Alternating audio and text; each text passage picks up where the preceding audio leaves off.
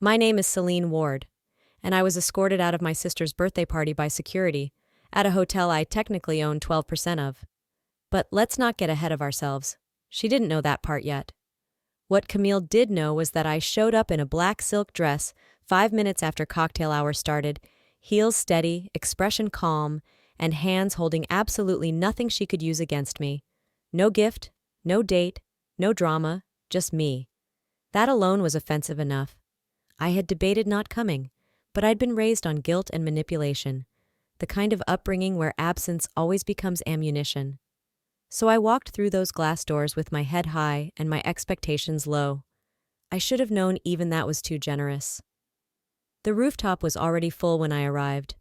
Gold lit, music soft and expensive, like something from a streaming playlist titled, "Wealth But Make It Understated." A sea of backless dresses, champagne towers, and curated laughter. No one noticed me at first. And then they did. The glance over the shoulder kind. Quick. Evaluative. Like some part of them could sense it. That I didn't belong in their algorithm. A woman I vaguely remembered from Camille's circle gave me the once-over. Her eyes lingered on the hem of my dress. Smiled tight. I gave her nothing. And then Camille saw me. She was radiant. Picture perfect even. High ponytail, subtle makeup, wearing a champagne gown that probably had its own publicist. She was in the middle of laughing at something her fiancé said, then caught sight of me, and her laugh paused mid-sound. The look lasted a second. The damage, longer. She leaned in, whispered something to the man beside her. The event coordinator, I assumed. He nodded, then someone else moved. And in less than 30 seconds, 2 hotel security staff were walking toward me like I had walked in with muddy boots and a bad Yelp review. "Excuse me, miss," one of them said, calm but rehearsed. "Can we speak with you for a moment?" I raised an eyebrow. "Is something wrong?" He glanced toward Camille, who was now studiously facing away. "We've been informed this is a private event. The host has requested that you vacate the space." I stared at him, not in shock, just the kind of stillness that people mistake for confusion when it's actually restraint. "I'm her sister." "Yes, ma'am, we understand. But the request was specific." She said. He hesitated, like he didn't want to finish the sentence. "Go ahead," I said. "Let's hear it." "She said you're not a good fit for this space." There it was. I smiled. Not the kind that says I'm okay with this. The kind that says, you just confirmed everything I ever suspected. The other guard shifted awkwardly. "We're sorry, we're just following instructions." I nodded once. Of course. That's what people always say when they don't want to be responsible. I turned around and walked out. No screaming, no scenes, no confrontation, just silence. And I think that scared them more than anything. Downstairs, the lobby was cool and sharp and smelled like eucalyptus and entitlement. I didn't stop walking. I didn't call anyone. I took the elevator up to the 12th floor. No one followed me. They never do when they think you've already lost. But I wasn't leaving, because while Camille was busy building her brand, I had been busy building my exit plan. Quietly, thoroughly, with the kind of precision that only comes from being underestimated for years. I walked into the executive suite like I'd done it 1,000 times, because I had. "Miss Ward," my assistant said, rising from the couch. "Signal's clear. Do we proceed with sequence 3? "Hold the final segment," I replied, slipping off my coat, "just until she picks up the mic." "And the footage?" "Clean cut. No commentary. Let the images speak." He nodded. "Understood." I walked to the window. From 12 stories up, the rooftop looked like a jewelry box. Shiny, delicate, easy to crack. My phone buzzed. "Unknown number? You made your point. Go home." I didn't respond. I'd only just arrived. Would you have walked away or walked upstairs? The thing about betrayal is that it never starts with a knife. It starts with a door left unlocked. It starts with a look across the dinner table that lingers too long on someone else's plate. It starts with being told you're too much when all you did was speak. Camille didn't betray me in a single moment. She did it slowly, beautifully, like a performance she had been rehearsing her whole life, and I was the only one in the audience who noticed. I still remember the first time I disappeared. Not physically, just in the room. It was junior year. I had made captain of the debate team, earned early admission to the university Camille flunked out of, and got offered a merit scholarship that made our mother cry. Not tears of pride, tears of pressure. "Do you really have to go?" she asked, wringing a dish towel like it held answers. "You know how hard this is for your sister." I blinked. What part? She's already dealing with so much. You flying off and leaving her behind? It just makes things worse. I looked at Camille. She was sitting at the kitchen counter, scrolling her phone, unfazed. Her nail polish matched the exact shade of the strawberries in her glass. "She's not going," Mom added. "She's staying. With us. That's love." So what was I? A defector? I didn't argue. I just folded the letter, slipped it back into the envelope, and said, "Okay." 2 weeks later, Camille posted a photo of herself with the caption, "Sometimes God gives you all the light for a reason." People thought it was deep. I knew it was pointed. That's how she worked, with subtweet smiles and casual cruelty dressed as aesthetic. You can only go so long being made into a shadow before you start forgetting your own outline. And I did. For a while. Until one night, when I came home late from my internship, opened the family laptop, and saw her email account still logged in. It wasn't intentional. I wasn't snooping. But it was there. A thread labeled, "Subject, About Celine." It was a long chain, too long. She and one of my professors. Casual, familiar. "Her tone is so aggressive sometimes," Camille had written. "I'm not saying she's unstable, just sensitive. But I worry she's not ready for that kind of pressure." The professor had replied, "I'll keep an eye out. Thanks for being honest." That internship I was dying to convert into a full-time offer? It disappeared 2 weeks later. When I asked why, I was told, "You're not quite the team fit we hoped for." Sound familiar? Back in the present, I watched the rooftop from above. 12 stories up, and I could still recognize Camille's gestures. Her performative laugh, the way she held the stem of her wine glass like it was a microphone for her personality. She was in her element, surrounded, celebrated, insulated, for now. "ETA for visual feed?" I asked. 5 minutes, my assistant replied. "The DJ's closing his set, then they go into memories and tributes." "That's your cue." I nodded, adjusting the screen brightness on my laptop.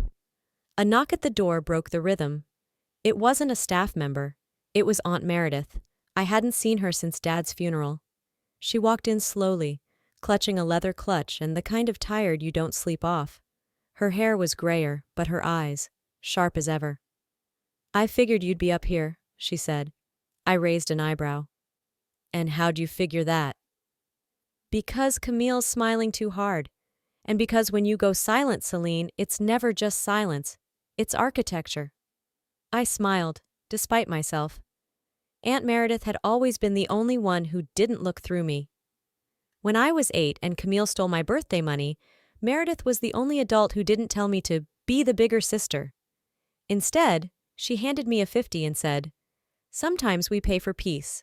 Other times, we charge interest." She sat across from me now, watching the screens. "You're really doing this?" She humiliated me in front of my team. She cost me jobs. She's weaponized every opportunity I earned. And now, she's throwing a party in a space that exists because of a fund I designed. And she asked security to remove me. And I'm not going to yell, I said quietly. I'm going to let the truth walk in and take a seat. Meredith was silent for a moment. Then, "Don't forget who taught her to treat you that way." The screens lit up. Someone was handing Camille a microphone. If you've never watched someone lie while holding a microphone in front of 200 people, it's something else. "My sister couldn't be here tonight," Camille said, her voice smooth. "But I want to say, no matter how far apart we've been, I still love her. She's just on a different path." The room applauded, and then the LED screen behind her flickered. The text down in the AV room followed their cue. What played next wasn't some messy takedown. No screaming voicemails, no edited revenge montage. It was quiet. It was simple. Screenshots, emails, audio clips, a year of collected moments, a curated catalog of all the times Camille rewrote my narrative without my consent, All the damage done with a smile and a sentence. People didn't gasp. They held their breath. Some looked at Camille. Some looked at each other. She stood frozen. The mic in her hand went dead. My phone buzzed again. This time the message read, "What do you want from me?" I typed back, "Acknowledgement. But since you can't offer that, I'll settle for clarity." And maybe for the first time in years, I meant it. Would you have stayed silent? Or turned the volume up like this? Camille didn't call me that night. She didn't text again either. Not after, "What do you want from me?" And my answer, clarity. But someone else did. My mother. The call came in at 12:14 a.m., the same minute I watched the hotel's rooftop lights dim from 12 stories above. I stared at the screen as it buzzed once, then again. I let it go to voicemail, because I already knew the tone she'd use. Half sigh, half shame. Like disappointment was a language I'd made her fluent in. My inbox pinged next, a message from Camille's fiancé. Just a name I hadn't seen in over a year. Grant Willoughby. Subject, "Please talk to her." I didn't open it.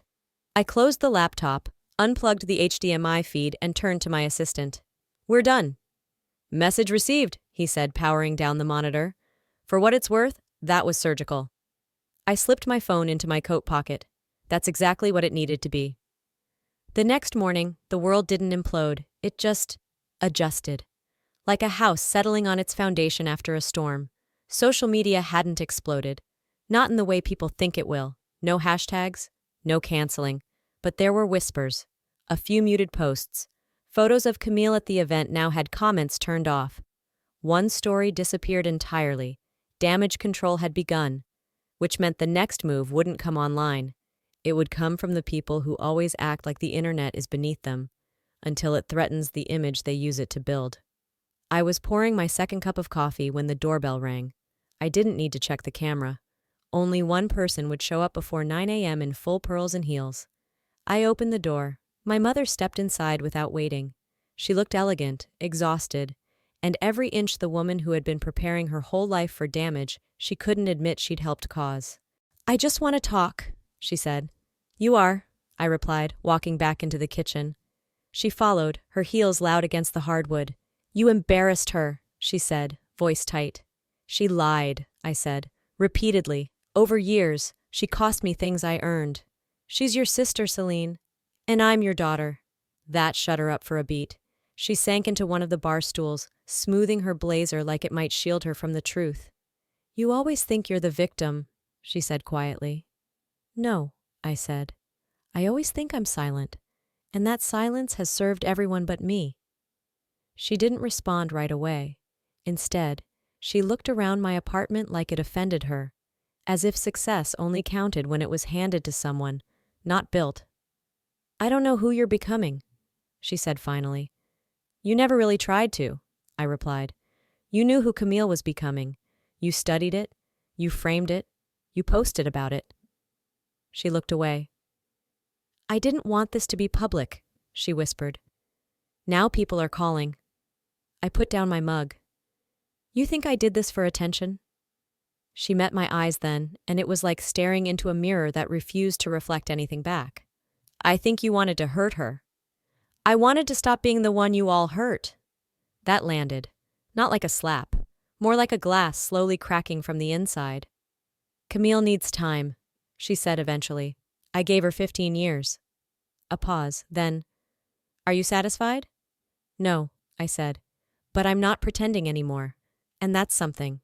She stood, adjusted her purse strap, walked halfway to the door, then turned. "If your father were alive?" "He would have sat silently," I said, just like he always did. She didn't argue. She just left. Later that afternoon, the real surprise came. Not a message, not a post, not Camille showing up crying on my doorstep. It was a call from someone I hadn't heard from in 6 years.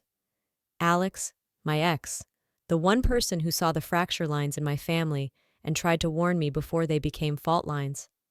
I stared at his name on my screen for a long time before I answered. "Hey," I said, neutral. "Celine." His voice was lower, rougher. I saw the footage. Of course he had. He was always good at knowing where to look. even when I begged him not to. Did you call to weigh in? I asked. No, I called to ask if you're okay. That stopped me, because nobody had asked me that. Not once, not even myself. I exhaled slowly. I don't know, I admitted.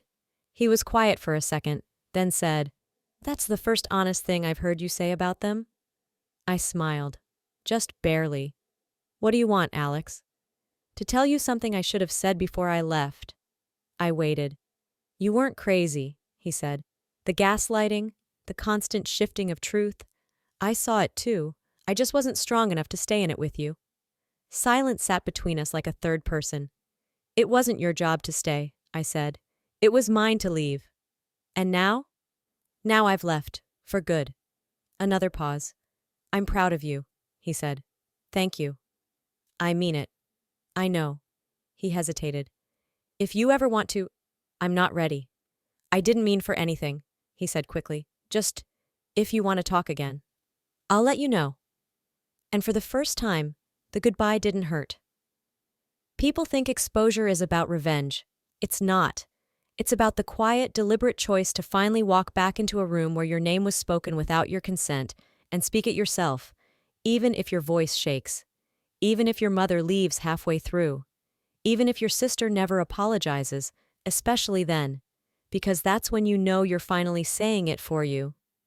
What would you say if someone rewrote your story and you had one chance to take the pen back?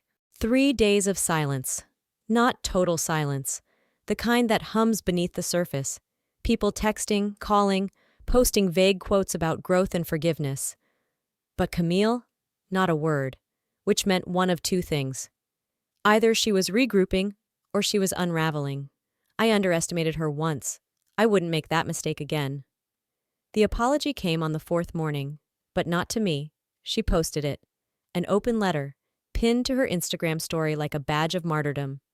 To everyone who witnessed my lowest moment. The caption went on. Poetic, curated, emotionally intelligent in a way that made you pause. She wrote about family, about how grief and envy can twist love into something unrecognizable, about how success without stability can lead to choices we regret. She even quoted Brené Brown. And then she did something truly remarkable. She tagged me, publicly, at Celine Ward. Thank you for holding me accountable. The message underneath was clear. I'm still the bigger person, even now. I stared at the screen for a long time. Not angry, not hurt, just exhausted. That post wasn't an apology. It was a performance, a new act in a very old play. 5 minutes later, my phone buzzed. A text from Grant. She thinks this fixes it. Can I call you? I ignored it. Then came a DM, from a stranger. Your sister's so brave for being that vulnerable. You should forgive her. Life's too short. I didn't respond to that either. Because forgiveness isn't a performance. It's a process. And Camille had never started it. Later that afternoon, my doorbell rang again. I opened it to find her standing there. No makeup, hair tied back, dressed in something plain and oversized. The visual language of remorse. I figured you'd want to hear it in person, she said. I stepped aside. She didn't sit. She stood in the middle of the living room like someone waiting for a verdict. I know the post wasn't enough, she began. Then why post it? She hesitated. Because I panicked. People were reaching out, and Mom said, Of course she did. Camille swallowed. She looked smaller than usual. Not physically. Emotionally. Like someone who wasn't used to occupying her space without an audience. I meant some of it, she said. The letter. Which part?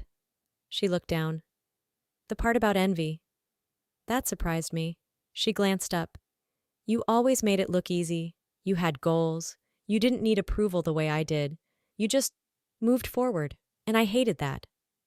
That's funny, I said, because all I ever saw was you getting handed everything I worked for. Camille didn't argue. She sat down then, slowly, carefully. I was scared, she said, after Dad died. After my 3rd job fell through, after the engagement almost broke, I needed to still feel like I mattered, like people looked at me and saw someone worth admiring.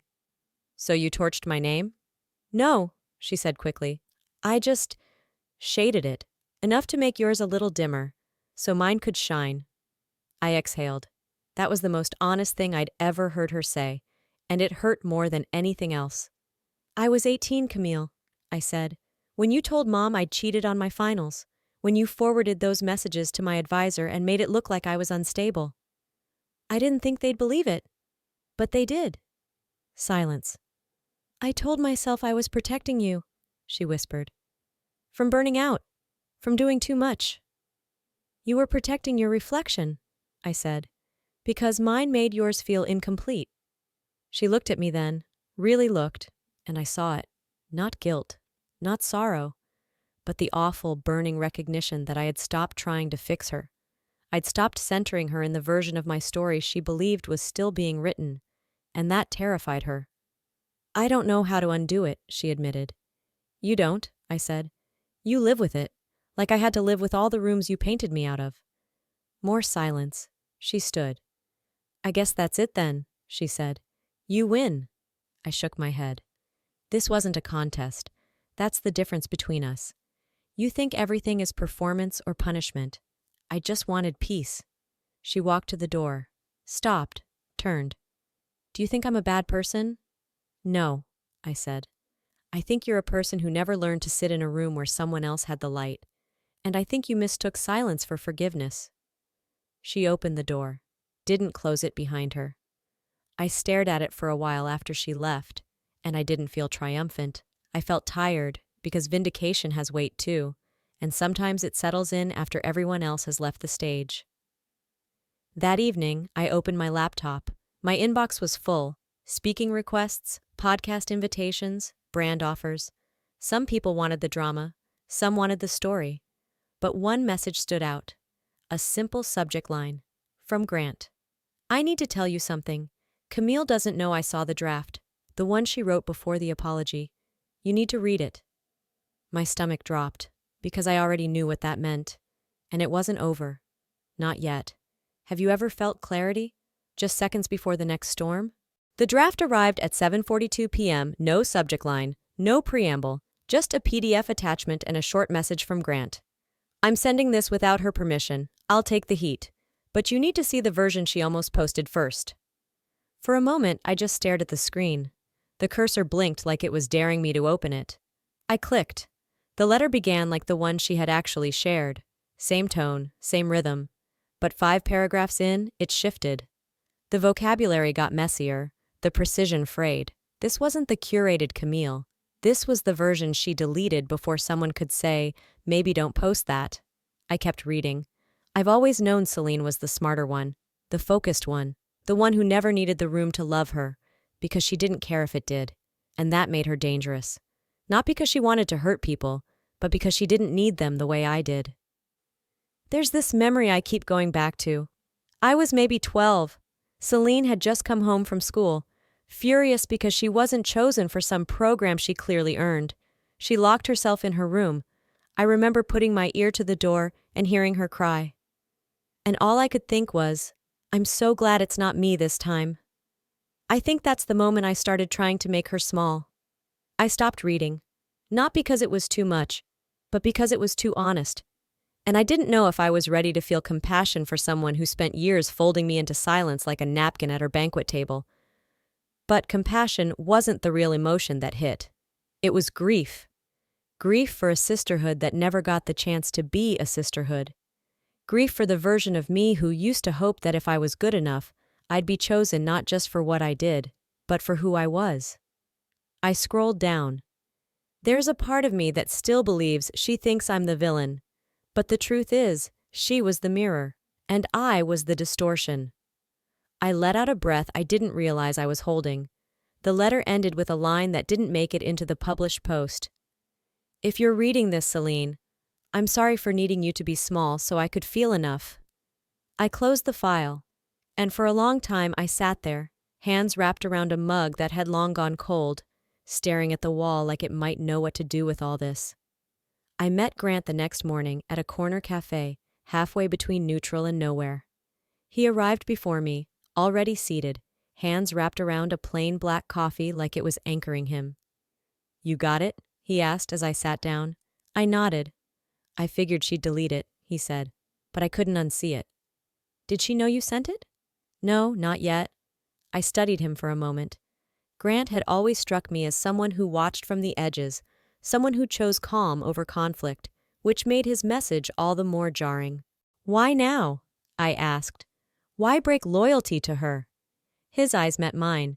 Because I'm not loyal to who she pretends to be. I'm loyal to who she could have been. I didn't know what to say to that, so I sipped my coffee and let the quiet stretch.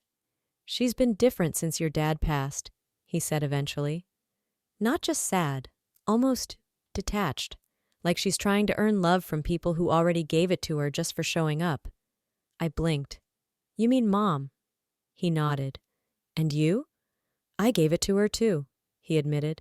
But now I think she's addicted to being adored. That's not new. No, but your silence was. He leaned forward. She's always had power over people, Celine. Charm, looks, the ability to make herself the center of gravity. But when you stopped orbiting her, she panicked. And this public fallout, it's not about shame. It's about loss of control. I sat with that for a second. You think she'll retaliate? He hesitated.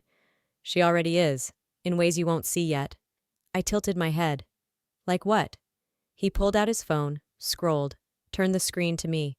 It was a screenshot, a message thread between Camille and someone named Avery Lang, editor-in-chief of a lifestyle magazine.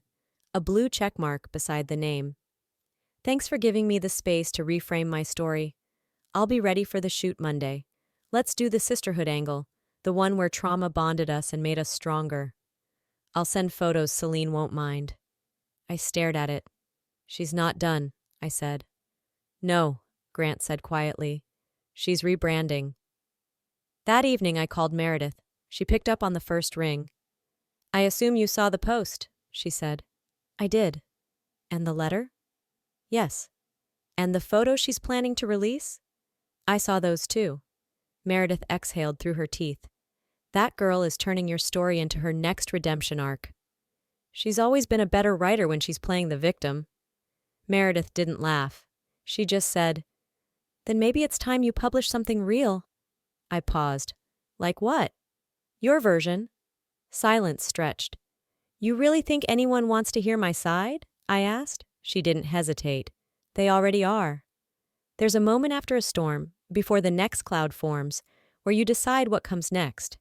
For years, I let Camille narrate the space between us. Maybe it was time I stopped being a character in her novel and started writing my own damn page. But first, I needed to find something I'd buried years ago. A manuscript, one I never finished, because someone once told me no one wanted to hear that kind of story. They were wrong, and I was done being quiet. If someone tried to rebrand your truth, what would you do? The magazine went live at 6:03 a.m. Camille's face was the cover. Not the airbrushed perfection of her social feeds, but something softened. Natural makeup, pulled back hair, a hint of reflection in her eyes. The headline read, The Sister Wound. One woman's story of family, fracture, and redemption. I read the entire thing in my kitchen, barefoot, coffee forgotten on the counter. The first paragraph referenced me without using my name. A family fallout made public. It framed Camille as brave enough to confront what generations before her couldn't. She spoke about emotional neglect, silenced pain, and how trauma doesn't always look like bruises. And then she did it. She turned the narrative. My sister and I are rebuilding, slowly, with hard truths, late-night phone calls, and forgiveness that doesn't always feel linear. There were no late-night phone calls, no rebuilding, no consent. But now, there was a story, and it wasn't mine. Not anymore. My phone buzzed twice within a minute. Avery Lang, the editor, requesting comment. Grant, a single-line text. I'm sorry, I didn't know it would be this. I sat down on the floor, not because I was overwhelmed, but because for the first time in weeks, I knew exactly what I was going to do. I pulled out a key from a box in my closet, a silver one, with a yellow sticker on the handle, a label I'd written years ago. Not yet. It unlocked a file cabinet I hadn't opened in nearly 4 years. Inside, my unfinished manuscript. Title, The Quiet Child, Notes from the Shadow Side of a Perfect Family. I'd started it after Alex left, after my father's funeral, after Camille got her second brand sponsorship for mental wellness content, while I was paying my therapist in grocery store gift cards. I never finished it because I thought nobody wanted to hear it.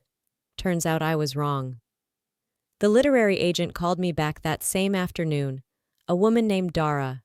Calm voice, strong opinions. I read the first 30 pages, she said.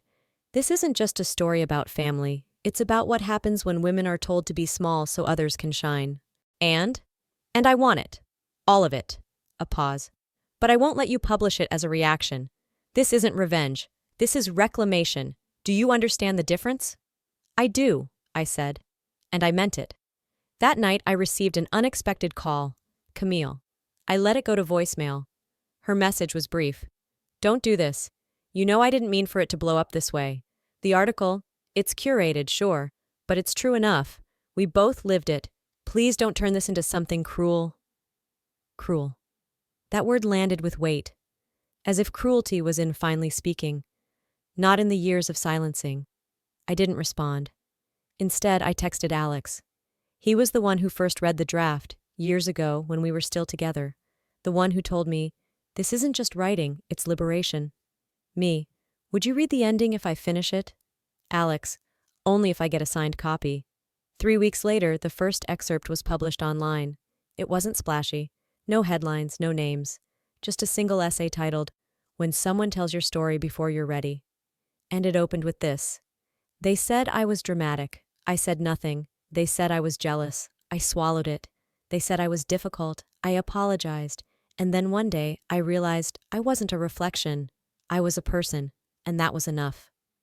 The piece went viral, quietly, shared between sisters who hadn't spoken in years, posted by daughters who had always been second, book clubs, podcasts, emails from strangers who said, you put into words something I thought was just me.